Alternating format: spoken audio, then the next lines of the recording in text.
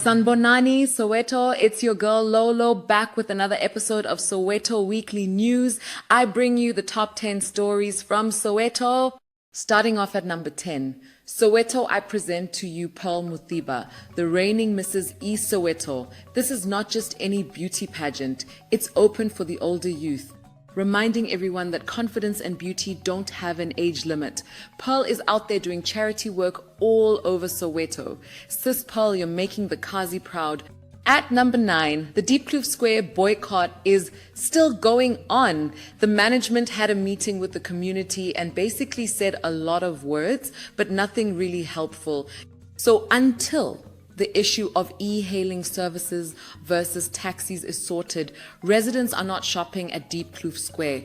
At number 8, we've got some serious taxi drama.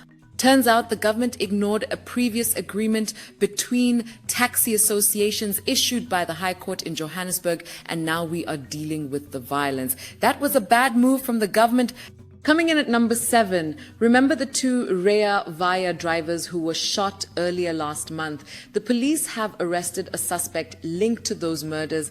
Now, if only the police could move this fast with load-shedding cable thieves, Soweto would be a paradise. At number 6, if you need a good laugh, there's a restaurant in Pimville called Onions and All. Every Friday they host a Comedy Friday nights. They had a charity event last Sunday. Check them out on Facebook. Instead of watching a series on Netflix, why don't you take your friends to enjoy a comedy night? At number 5, we've got an opportunity alert. A new tech campus has just launched in Diepkloof. Unemployed youth receive fully funded training in machine learning, cybersecurity, cloud computing, data science, and automation. No more excuses, guys. You don't even need taxi fare to go there.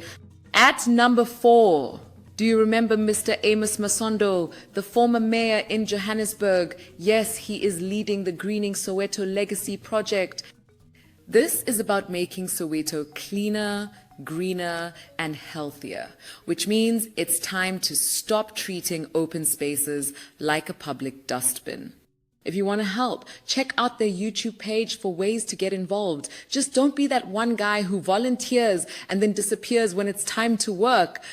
At number 3, Joburg Mayor officially opened the new Naledi Clinic, which is great.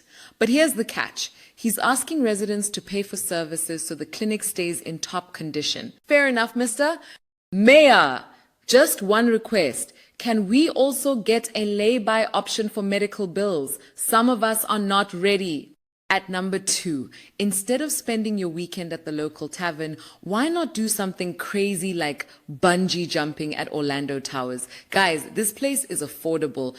So take that Savannah money and pay for a real thrill. Trust me, after jumping from that tower, your problems will feel very small. And finally, at number 1, great news for sports lovers. The Ron Clark Academy from the USA met with the Soweto Basketball Academy for a cultural exchange. This is your sign, my guy. If you're still at home glued to TikTok, now is the time to join a basketball team. Google Soweto Basketball Academy and stop waiting for next year. And that's a wrap. Your top 10 Soweto Street Oris for the week. Visit our website at lokshanexpress.co.za and sign up for WhatsApp alerts. To watch our previous episodes, go to YouTube or TikTok and search for Lokshan Express. I'll catch you next time, same place, same vibe.